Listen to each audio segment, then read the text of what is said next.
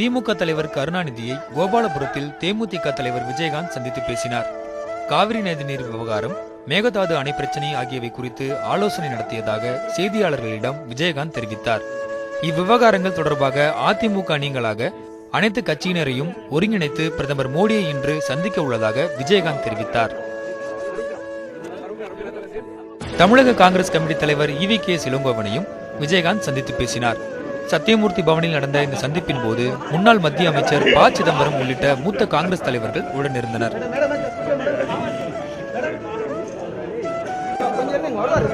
பின்னர் கமலாலயம் சென்ற விஜயகாந்த் அங்கு பாரதிய ஜனதாவின் மாநில தலைவர் தமிழிசை சவுந்தரராஜனை சந்தித்து பேசினார். மேகதாது விவகாரத்தில் விஜயகாந்தின் முயற்சியை பாராட்டுவதாக தமிழிசை சவுந்தரராஜன் கூறினார். சென்னையில் மதிமுக பொதுச் செயலாளர் வைகோவை தேமுதிக தலைவர் விஜயகாந்த் சந்தித்து பேசினார். பிரதமரை சந்திக்கும் குழுவில் முன்னாள் MP கணேசமூர்த்தி இடம்பெறுவார் என வைகோ தெரிவித்தார்.